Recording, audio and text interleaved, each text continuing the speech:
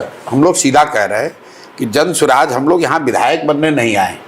हम लोग का लक्ष्य ये नहीं है कि भैया हम विधायक बन जाएं, मंत्री बन जाएं। बिहार को जिन लोगों ने बर्बाद किया है, जिन लोगों ने लूटा है, वो चाहे किसी दल का हो, कोई भी नेता हो, वो मेरा भाई हो, मेरा भतीजा हो, मेरे जात का हो, मेरे विरोध का हो, उससे कोई मतलब नहीं।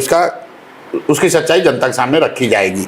किसी ने कहा, सम्राट चौधरी ने कहा प्रशांत किशोर तो हमारे भाई है, तो कोई आके हमको बोला कि वो तो आपको भाई बोल रहे हैं, अब तो आप नहीं बोलिएगा। किसी ने कहा कि दिलीप जायसवाल के पास इतना पैसा है कि प्रशांत किशोर 2 बार बोलने के बाद अब चुप हो गए। कोई कह रहा है मंगल पांडे को नहीं बोलेंगे, कैसे कि ये इनके स्वजातीय है। अरे भाई, हमने कैमरे पर कहा कि हम भाई भतीजावाद नहीं करते हैं। आप हमारे भाई हैं, भतीजा है, आप हमको अच्छा कहिएगा, खराब कहिएगा। आप हमारे लिए अच्छा कुछ कह रहे हैं तो उसके लिए धन्यवाद है, लेकिन ये मत समझिए कि आपको छोड़ देंगे।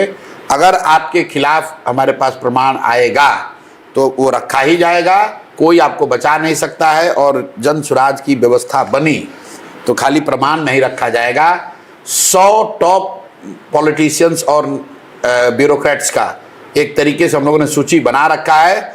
इन लोगों पर बाजाप्ता वो कार्रवाई होगी कि पूरा देश देखेगा। इनके और इनके आने वाली पीढ़ियों से बिहार से लूटा हुआ एक एक पैसे का वसूला जाएगा।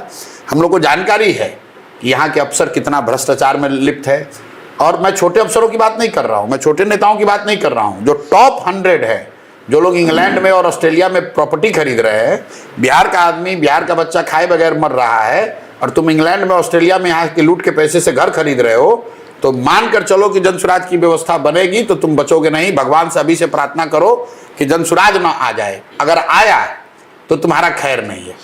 इसलिए ये होगा कि पिछले 20 वर्ष से नीतीश कुमार जिस तरह सरकार चला रहे हैं, उन्होंने एक व्यवस्था बना ली है कि इस तरह के मामलों पर कुछ वो नहीं करते हैं। एक लालू यादव को छोड़ दीजिए तो किसी दूसरे नेता को बिहार में लीगली या अदरवाइज प्रोसिक्यूट नहीं किया गया। करप्शन केस हुआ, लोग भूल गए।